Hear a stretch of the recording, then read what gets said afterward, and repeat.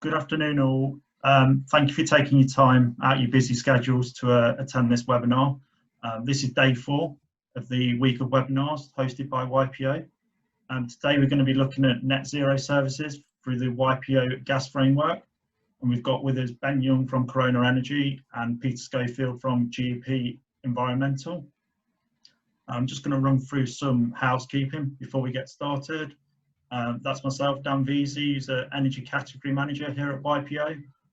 So all microphones are currently in mute apart from the presenters. And if you do have a question, just use the Q&A button on the toolbar at the bottom of the kind of screen. And all these questions will be addressed at the end of the session. So we'll go through all of them. Just a brief introduction. As most of you are aware, Corona Energy are YPO's gas framework provider under 00986. They provide a range of products and services that can support customers with their net zero ambitions.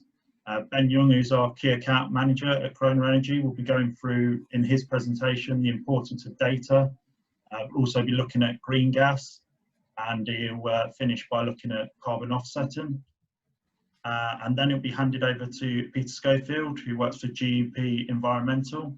They work in partnership with Corona Energy and provide kind of net zero planning and consultancy services. That's also available through the gas framework with Corona Energy. So Peter will be going through carbon emissions baseline. We'll be looking at net zero carbon roadmap, and he'll also be going through building energy efficiency audit program. So without further ado, we've got a lot of contents to cover. I'll hand you over to Ben Young at Corona Energy. Excuse me. Thanks, Dan. Hi everyone, and thank you for joining us today. As Dan said, I'm going to be talking today about the services that are available through Corona Energy and the YPO framework with us that can help you on your journey to achieving net zero.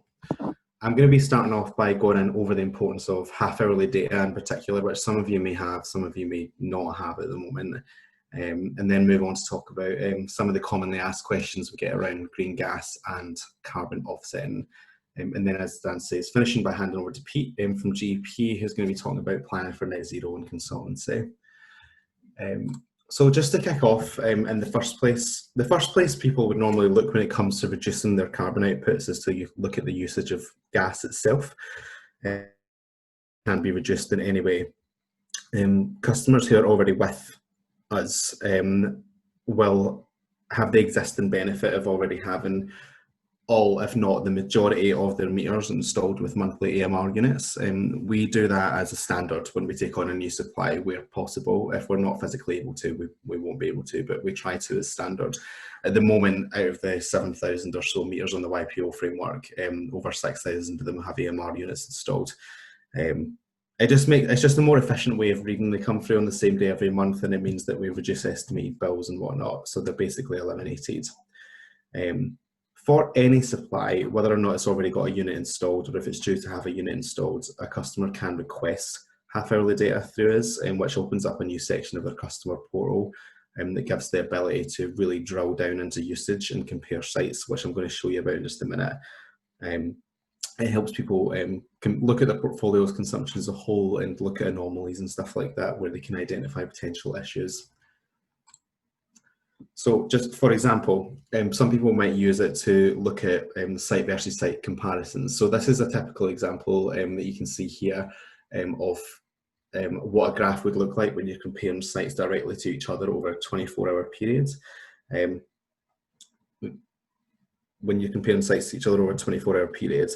And all the sites in this particular example are used for the same purposes. Now, while the graph doesn't show any actual problems as such, the energy manager of these sites would be able to quit. As it's quite clear that 3 of the sites have generally low usage compared to the outlier, which uses a lot more. But you can still see that all 4 of them follow relatively the same trajectory of consistent usage throughout the day and little to no usage throughout the night time.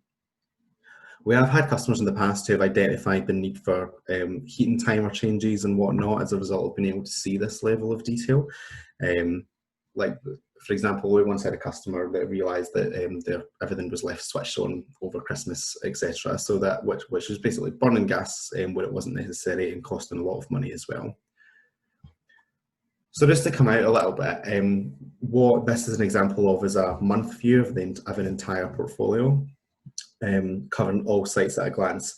Again, depending on the types of sites, which can be grouped and actually chosen for yourself. So you could look at this as a overall portfolio perspective, or you could group your sites into offices, schools, etc., and look at this for just that particular group.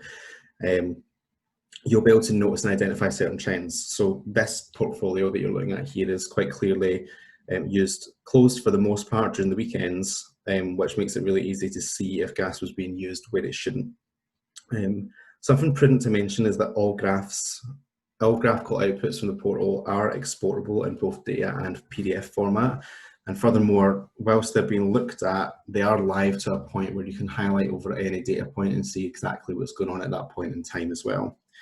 And lastly, you can, if you do see anything here that you want to look at a bit further, you can click into any one of them. So you just use the blue button at the bottom to click in, and it will show you the actual in-depth data for the sites for that day, as opposed to looking at it from a month view.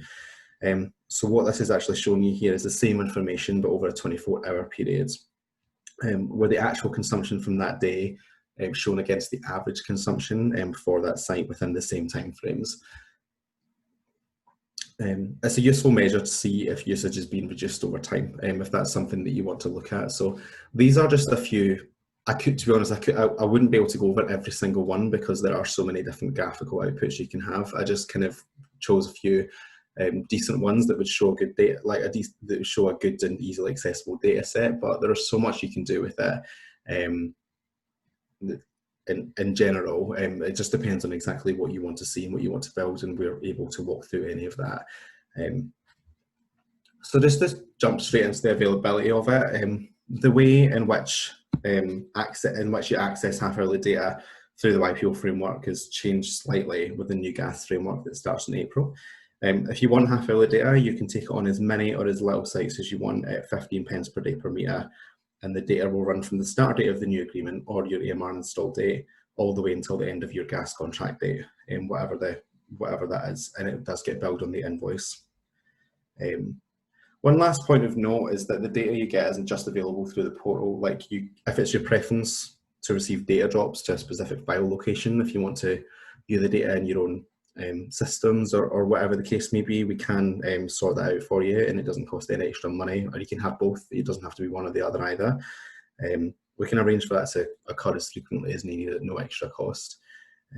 We've got customers that use their half-hourly data for an overview. We've got some customers that give their schools access to it so that they can manage their energy more efficiently. We've got some customers that use it to manage their CHPs to identify where there's potential issues that need resolving. It really just depends on what you want to do with it, but it is a good measure to see exactly how and where and at what times you can make reductions to your gas burning. So the next thing that I want to talk about is green gas. So I would say this is probably the topic that I get asked about the most by far, as it is the most seemingly obvious way of decarbonising a gas portfolio. So we'll talk a bit about exactly what it is and how it can go about doing so, and then get into what it costs and the availability of it and stuff.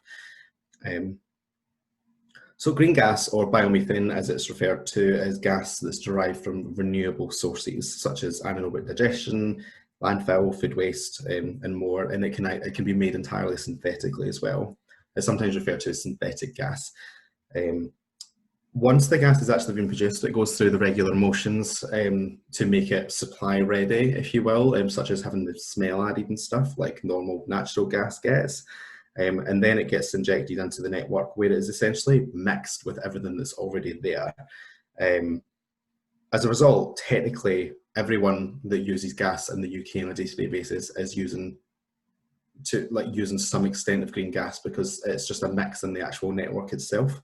The idea of it from a carbon reduction perspective is that the injection of the gas into the network displaces the same volume of natural gas being used and therefore saves greenhouse gas emissions. So there isn't any physical changes when it comes to using green gas. Like, everyone technically is already using it. When we go on to talk about how it's paid for and stuff, what you're actually paying for is the facilitation of it, the production of it, the injection of it into the network, and getting certificates off the back to show. So how does it work? The process for procuring it is actually relatively straightforward, and we can do it at the point of contracting your supplies, or if you've already got a contract in place, we can complement your current agreement with a new green gas agreement to go on top of it. You start off by sending a request to your key account manager, which would be me, and for the volume that you need, the sites that you want it to cover, and your preferred source as well. So that, like, depending on the source of the green gas, can vary the price slightly, just due to demand and stuff like that. So like, and some people do have preferences for that. You don't have to take all the gas against all of your volumes and sites either. Like, some customers prefer to bring green gas to 100% of say their flagship sites, or just a slight number of sites on their portfolio that they want to say they've got 100% green gas for, as opposed to covering their whole portfolio. A lot of customers in the YPO framework will have portfolios of such sizes where it might not even be possible to get that much green gas certificates transferred to them.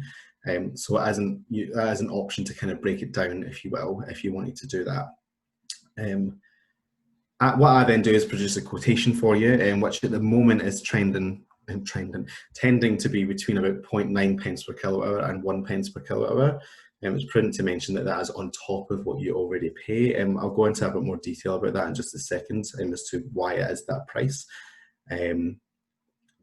So that price actually would then get translated into a pence per day charge for the periods or volume that you want it to cover. If you accept the quote, then we get the new supply contract produced, we get it signed and returned.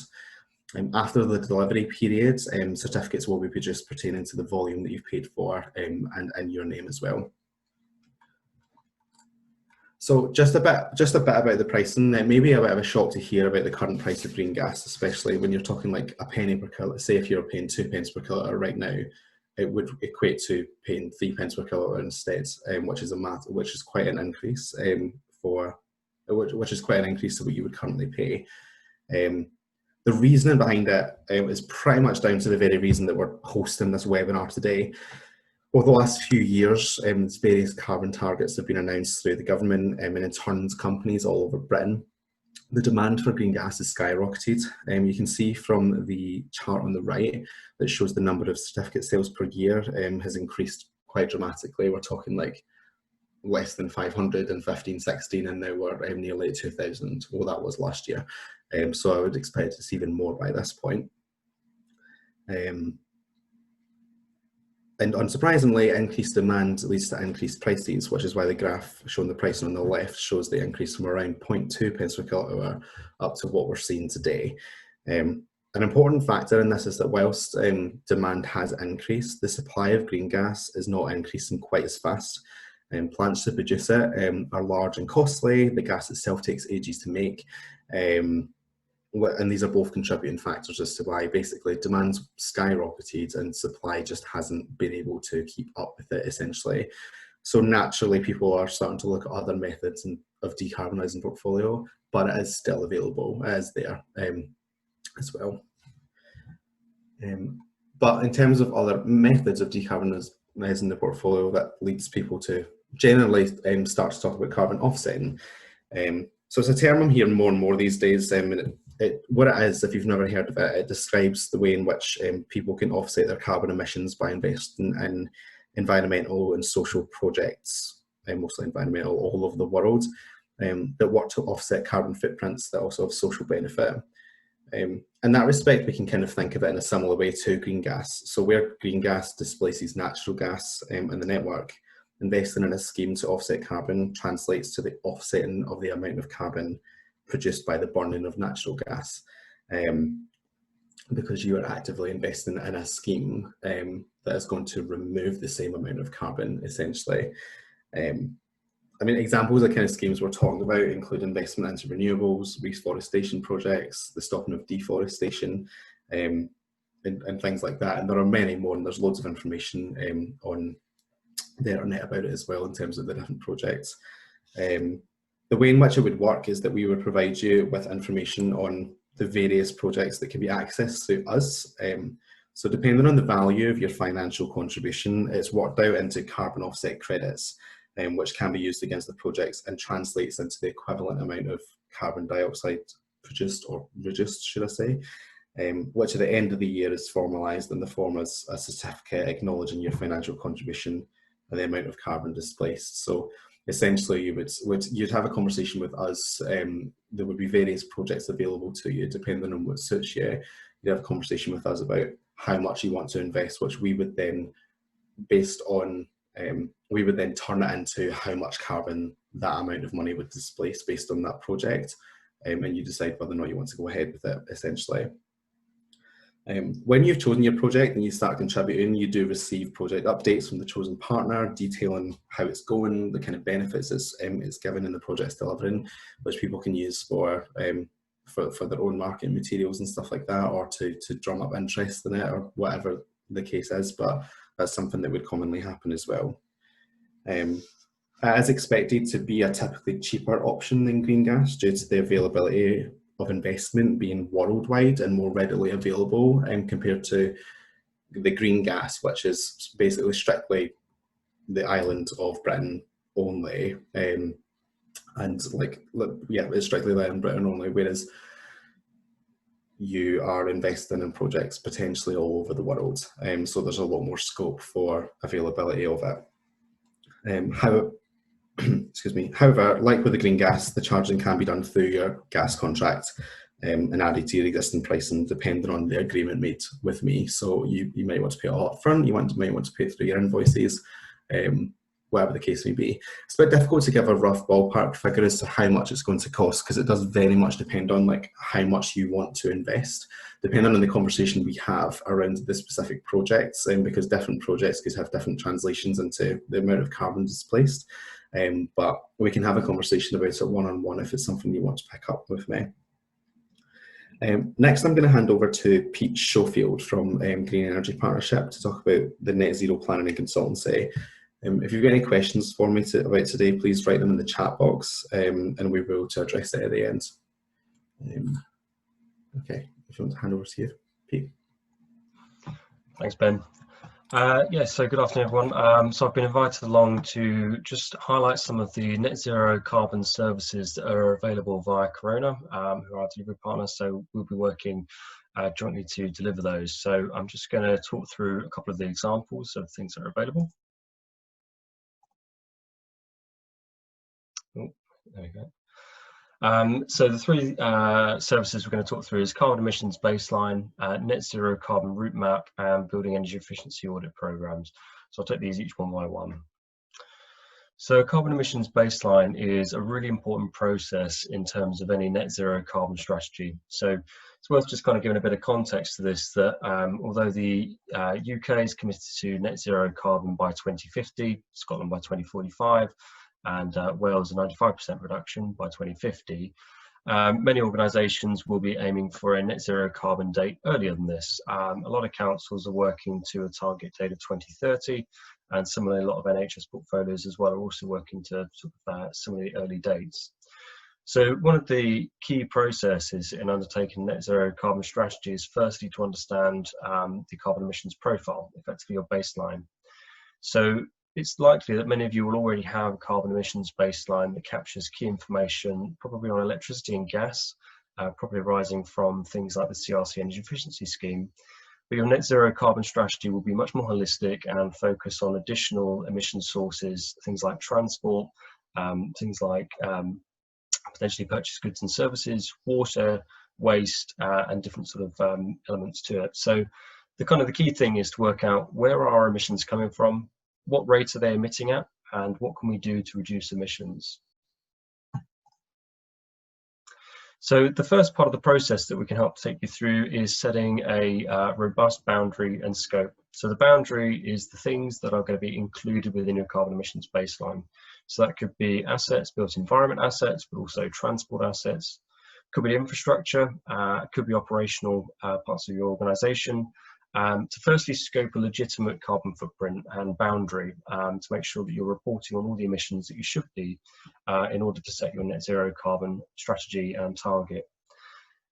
We'll also help to identify which scope of emissions should be included within the net zero carbon footprint. So whether that might be directly emitted emissions from things like burning natural gas at sites, burning fuel in vehicles, indirectly, so the emissions associated with purchased electricity, where it's the actual energy is combusted in a power station, and also those upstream and downstream aspects related to things like travel. So whether that might be business travel, commuting, owned vehicles, fleet vehicles, transportation of products and materials, but also sort of some of the downstream aspects in terms of downstream lease assets, potentially franchises or investments.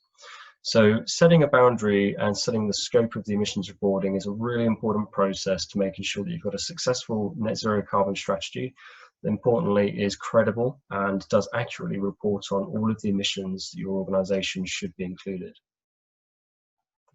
So I'm just going to use the example through these slides of some work that we've been doing with councils to undertake their sort of scoping exercise. So this slide just sort of demonstrates between those scope 1 and scope 2, 3 emissions, the different types of things that are actually incorporated within that footprint in terms of the activity. So you can see within the the grey sort of scope 1 emissions that we've got the corporate estate, and that would be natural gas consumption, and also things like district heating networks, so the gas that's consumed within those heating networks. This is where you'd also report on things around owned transport, so fleet vehicles, and for all of the fuel that is combusted within those vehicles. Scope 2 is generally purchased electricity, heat and steam. So again, there'll be electricity consumption associated with the corporate estate and with perhaps some of your large unmetered supplies, things like street lighting and CCTV.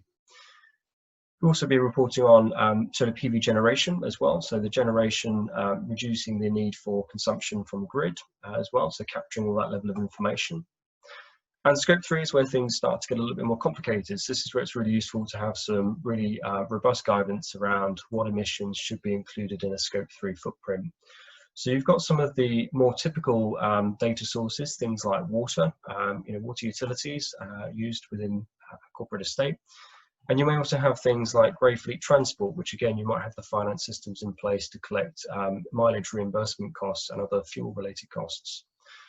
This is where you start getting some of the more complicated areas around some of your outsourced services or outsourced fleet transports. So for a council, some of the key outsourced fleet elements would be things like refuse collection and highways maintenance. So starting to work with your selected outsourced service partner to collate information about the footprint associated with those vehicles that are provided for your organisation's services. And equally, some of these things around outsourced facilities, you might have entire buildings, parts of the portfolio that are completely outsourced. Leisure centres is a really good example of that. But it's a very high carbon intensive activity that's outsourced to a third party. And there's a mixture of relationship and responsibilities between a council and a outsourced service provider in terms of data management and responsibility for reducing emissions from that type of building. So it's really useful to have some very clear guidance about how you'd set the scope of your net zero carbon strategy and start to build up the necessary data in order to be able to quantify your current carbon emissions baseline to know where you're starting from in order to work towards net zero carbon. So this is just a typical scope, for a council type organisation, but this approach is equally applicable to the wider public sector, and can be very specific to individual organisation types. So there are also things that wouldn't be in scope of your footprint. So this can come down to some of the quite complicated areas, and this will vary on a council by council, public sector organisation by public sector organisation basis. So a couple of things will be things like housing, whether housing is actually incorporated. So there could be some supplies that are included because they are supplies owned and operated by the council for the benefit of residents. So that could be large-scale district heating network infrastructure. But it may not include the actual supplies that are being consumed directly between a supplier and a domestic tenant. The key thing to just bear in mind, particularly for councils, is that you're not just looking at the council-owned operations, you're also looking about your wider district and borough areas as well, and starting to put in plans to decarbonise those activities by 2050. So there's a lot of areas, particularly for councils, that will sit between both carbon footprints, and you may have a degree of more influence over council residents, which will then affect that target overall. Schools is another one where you may or may not have direct control in terms of energy for schools. You may have some operational influence over how schools are maintained and some of the energy programs. So that could be or could not be in scope. Equally, investment portfolio as well, which might be applicable for some organisations where you've got a series of properties that are investment properties, where you are responsible as a landlord for some of the maintenance and infrastructure aspects. So there's a degree of influence there, but not a direct responsibility for reporting. It's also quite likely that you're going to come across areas where there are more data required than you've currently got available, because you may have never had to report this before. So typically we find that's things around business travel and commuting. Quite often it'll be known, how many pounds are spent on all of these activities, but there's no real units of data in there to start to work out the carbon footprint associated with this form of data. So we can help to identify what that data could look like, help put in processes to collect it. Another area is waste, and this will vary again depending on the level of waste data reporting that's previously taken place. So health bodies and NHS bodies will have very good waste data most likely, because they've had to report on that for a long time. But for councils, quite often that can be combined with a lot of their refuse collection to the wider district and borough. So actually being able to separate out that data can be quite complicated, and to collect the right form of data in order to be able to calculate a proper carbon footprint. Equally, refrigerated gases, things, gases that are used for air conditioning and other cooling purposes, collecting the data from maintenance records can be quite an arduous process. So we can help to kind of streamline that process so that you get the necessary information to be able to complete the carbon footprint. So as part of this service, what we can do is provide a centralized carbon emissions baseline tool. So we'll help to identify what data is needed, help to collect that data, and importantly to verify that data. Bear in mind this is coming from a wide variety of different sources of varying different levels of integrity and quality, to help to kind of get that as clean as possible and accurate as possible, to then give you, put you in the position that you've got your carbon emissions baseline calculated. And the way that we try to work is to try and build on existing good practice that you'll have in place from things like CRC and other climate and GHG reporting processes, to bring those together to provide a consolidated reporting format so that you've got a very simple and refined process for working out your carbon emissions baseline. So as an output from that, we'll help you to put in place data collection processes, particularly for new data, so for things like waste management or refrigerated gases, business travel. We'll help you over time to improve the data quality, particularly from those areas that maybe you haven't reported previously. Develop a carbon emissions tool that has a series of outputs. It's intended to be extremely user-friendly and comes with integrated user guides to help you to be able to develop skills internally to be able to maintain that on a year-on-year basis towards your net zero carbon target, and set your carbon emissions baseline. Okay, so the next bit is just to kind of go through what a net zero carbon route map looks like and how we can support with that. So the first thing is, get this a lot, kind of what is it? And this really does vary on a organisation by organisation basis, but essentially it's a structured plan to achieve net zero carbon. And the really key part about it is it's about forward planning, and it's not just a retrospective reporting tool. Generally we're all quite good at reporting and providing retrospective data, but a route map really needs to be setting out a planned approach towards net zero carbon. Ultimately, if you've got an earlier date, such as 2030, that's going to require a real rapid program of decarbonisation.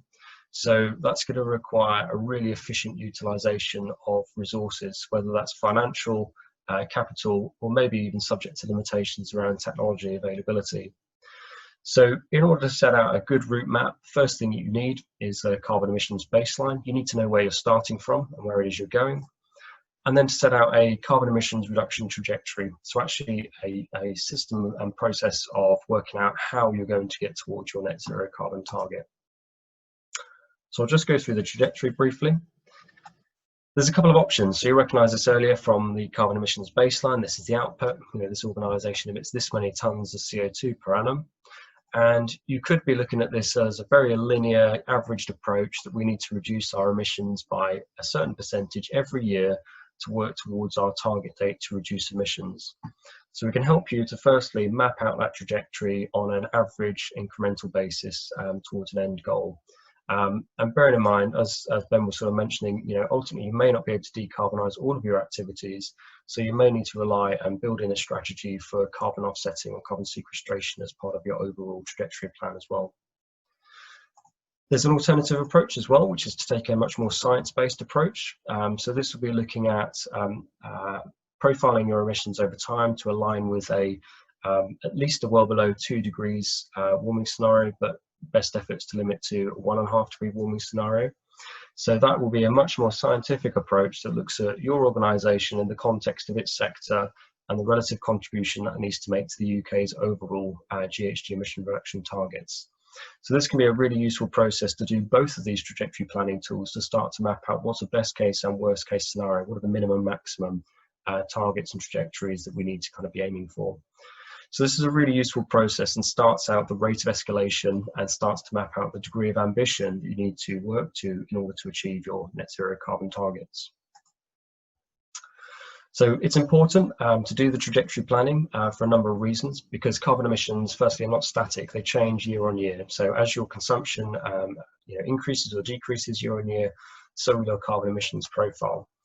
So there's a couple of key things that can change that, things like new builds, refurbishment, estate rationalisation strategies, and outsourced services. They may be changing contracts that bring emissions profiles into your overall emissions baseline or out.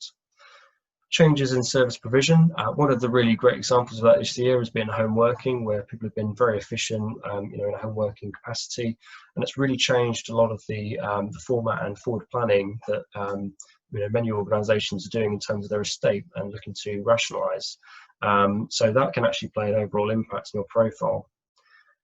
Equally, there are going to be some limitations around technology available to actually support your decarbonisation programme. So if we think about some of those very specific electric vehicles like refuse, refuse collection, or potentially street cleansing vehicles, there may not be electric vehicle alternatives available for a number of years. So actually starting to plan in when those are going to potentially be available will help you to plan your overall route map. And equally, we've got to look at things like the decarbonisation of the electricity grid and the role of green gas as well in terms of forming a part of our overall carbon emissions profile. And potentially when we change contracts or as the grid greens over time, we need to factor this in terms of our overall carbon emissions profile. So that's really why a trajectory is a really important part of the overall process. There's a couple of challenges that you'd need to anticipate when putting together a route map. I'm just going to run through a couple of examples to sort of explain, why this trajectory setting is really important and how it impacts on the scope of the route map.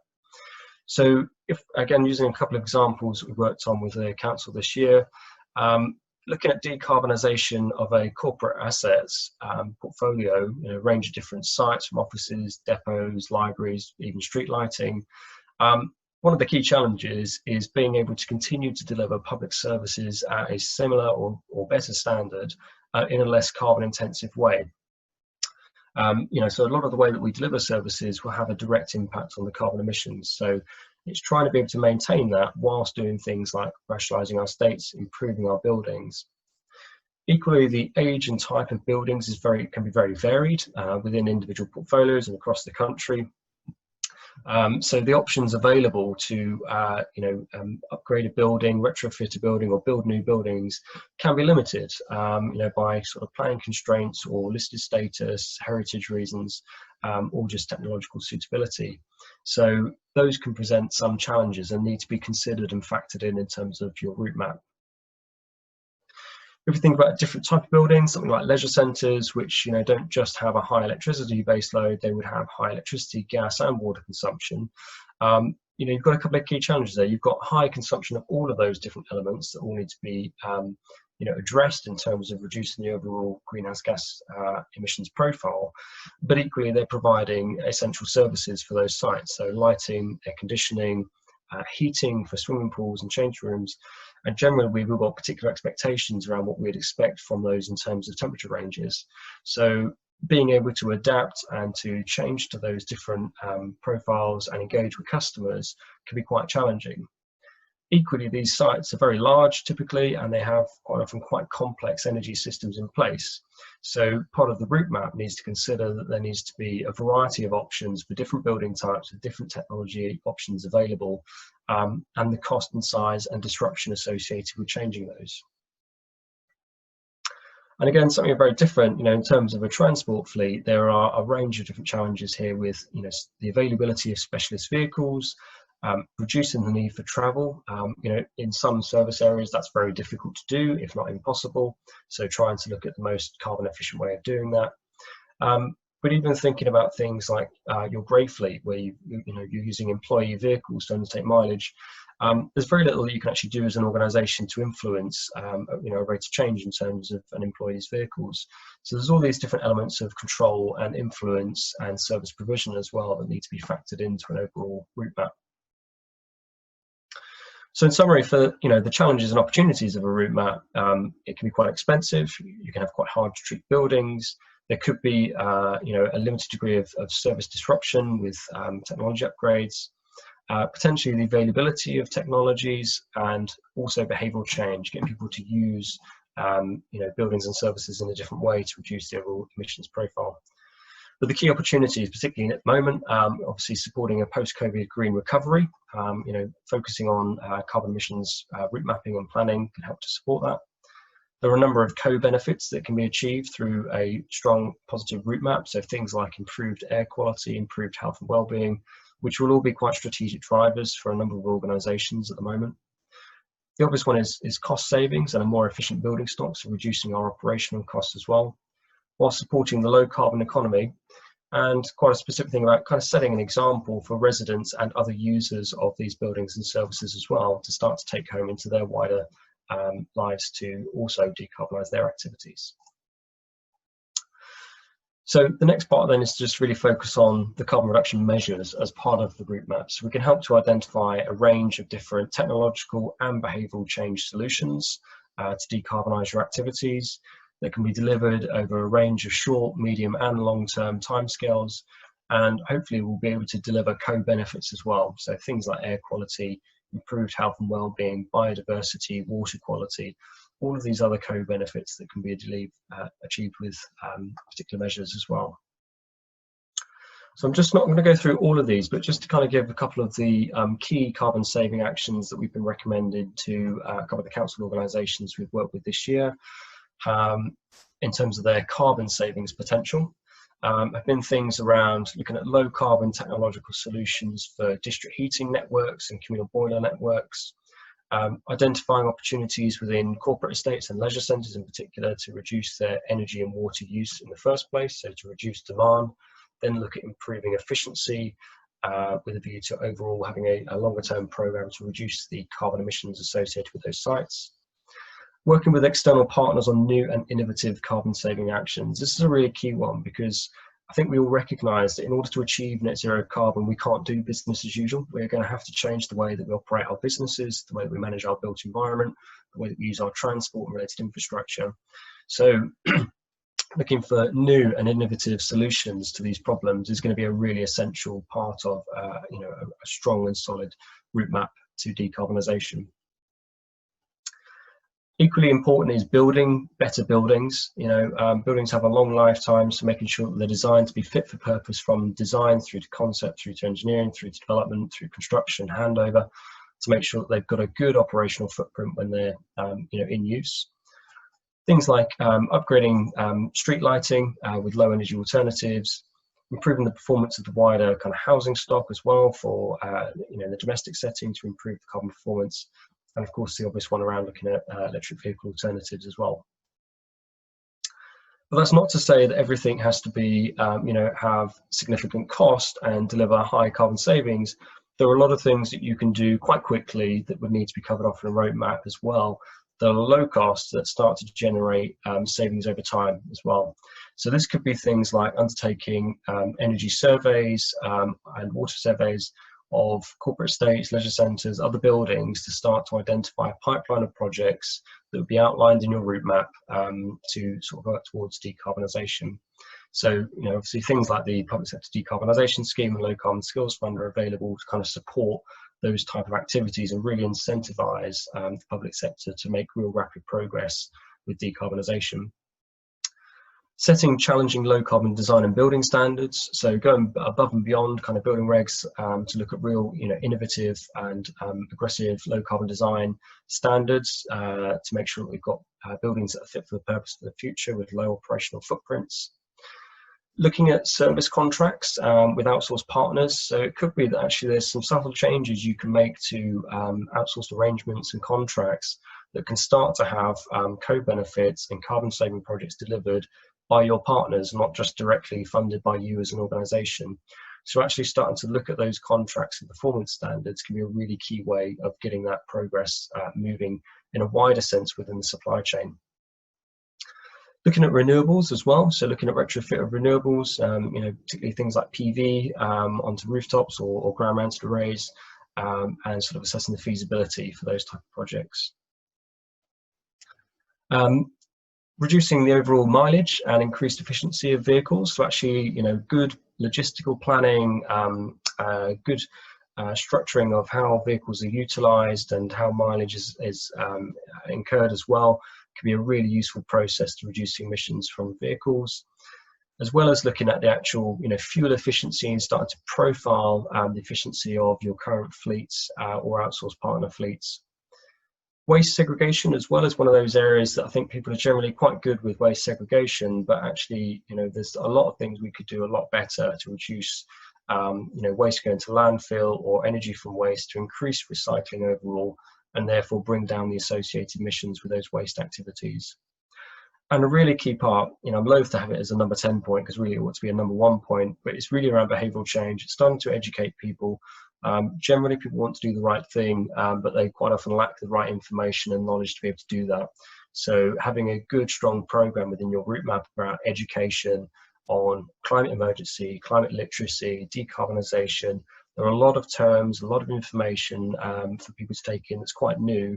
So actually having a really good, strong foundation level, understanding of what this all means is really, important to having this successful route map. So through that process, we can basically help you to put in place a net zero carbon trajectory that's appropriate for your organisation and your target year, that's proportionate to your carbon emissions baseline, and start to pull together a net zero carbon route map. So that can be in the form of a reports and action plan. It's designed to be an active document that you can start to use to generate information and discussions and really start a rapid program of decarbonisation across a variety of different themes. The really key part around net zero carbon is it's bringing together a variety of different areas. It isn't just energy anymore, it isn't just waste, it's travel and procurement and outsourced services and finance. It's bringing all of that information together to have a holistic strategy. So the last thing that I just want to sort of highlight as well, it's a very specific technical exercise, is the process of building energy efficiency audits. So the principal purpose here is to develop a pipeline of very specific carbon reduction projects that your organisation can budget for and deliver over time that will ultimately work towards your net zero carbon trajectory. So the idea is to forecast the carbon savings potential associated with those projects, map it against your trajectory, and then put in place to allocate budget or looking at additional finance as well, to things like grants and loans. So the approach we can take you through, thinking about what Ben was saying earlier, using the data that Corona can provide, is to undertake data analysis to look at the energy performance of buildings and then survey those sites. And it might be done on the basis of the highest carbon intensity or the highest consumption overall to start to identify proper carbon reduction projects that will decarbonise your portfolio. So we'll start with data analysis. So I've got some very similar graphs to what Ben was showing earlier on in terms of what we would do to identify potential inefficiencies in buildings, do a variety of benchmarking, performance analysis to identify if buildings are working as they should be to start with. The second step then is to start to look at solutions. So firstly, looking at things like energy efficiency solutions. So this could be insulation, glazing, HVAC controls, pipework, behavioural change, solar blinds, a range of different things to improve the overall efficiency of energy being used on site in the first place. The other part of that then is to start looking at low carbon options as well. So looking at things like heat pumps, air, water or ground source heat pumps, looking at the options for PV, sort of retrofit renewables, wind turbines, and potentially in combination with battery storage.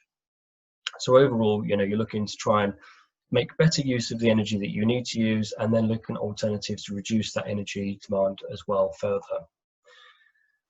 So what we can do is pull together a pipeline of different projects, and on a building by building basis, we really try to pull together a holistic range of different projects covering all of those different solution areas. And we can work out the annual kilowatt hour savings, carbon savings, provide some estimates around capital costs and operational costs, look at the pounds per tonne CO2 lifetime, look at a payback, and identify any particular risks and issues associated with projects that might enable them or not enable them to go forward. So we're doing a lot of work on this at the moment to support clients with the Public Sector Decarbonisation Scheme grant and the Public Sector Low Carbon Skills Fund, which have been put in place and administered by Salex to help the public sector to start to get these projects ongoing, with a very specific focus on the decarbonisation of heat, but also any other energy efficiency measures. So in terms of an output, per site, we'd produce an energy report that would break down all of the different recommendations that we made for that site. We'd provide a summary report which would collate all of the different recommendations so that you can see what all of the accumulated savings would be, so that you've got an idea of the total capex that could be required to implement those recommendations. But importantly as well, for your net zero carbon planning and trajectory setting, in terms of the tons of CO2 savings, so you can start to plan that in and see what the relative impact of these projects would be on your overall emissions profile. And that's where you start to take a much more strategic look at what you should be doing in order to meet your net zero carbon target, and where the greatest areas of priority and win are for the organisation. So ultimately, this will develop a pipeline of projects for net zero carbon. So I suppose really as one way of a summary, these are three very specific services that are available via Corona to support with your net zero carbon planning and strategy. It doesn't really matter which one you start with. Ultimately, they will all lead to information, good governance, good decision making around net zero carbon. And it might be that you're starting at the grassroots with actually looking at buildings and projects, or looking at a more strategic sense in terms of what is our baseline and where's our trajectory and how do we plan for this. So they've all got kind of benefits to them, but they all form a key part of the overall strategy towards net zero carbon. So on that, if there are any questions, I'd be very happy to take those, and feel free to get in touch with either myself or Ben to sort of explain through any of these services in any more detail. Thank you. No, thanks for that, Pete and Ben. Very insightful presentations into kind of some of the products and services we offer under the kind of gas framework with YPO. We don't currently have any questions from the floor, but one thing I will add, mainly to you, Pete, is around the challenges that kind of local authorities have with influencing the likes of local businesses, local residents, because although some councils have declared net zero for their kind of assets that they have, others have actually declared climate emergencies across the borough. So it's, do you have any kind of guidance, advice you can give to councils of how they can influence kind of local businesses and residents to get them all on this kind of net zero journey? Yeah, it's a really good question, because local authorities do have that balance of they've got their very specific targets, usually 2030, aimed at their council-owned operations. But as sort of highlighted in those slides, there's a couple of kind of very specific areas that they can start to influence and engage residents and businesses and infrastructure and travel networks in their wider borough. So particularly through things like their investment portfolio, but also with major employers in the area.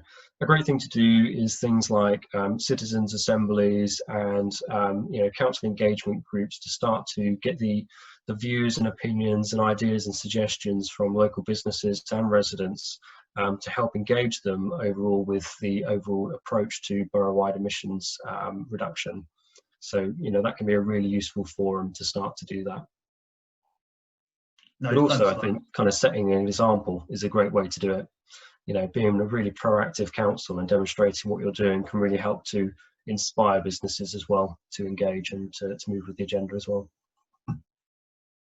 Right, thanks for that, Pete. There's no further questions from the floor. If anyone has any kind of questions after this webinar's finished, yeah, just email them through to energy@ypo.co.uk and we can answer them, or talk to Pete or Ben at Corona about kind of answering them.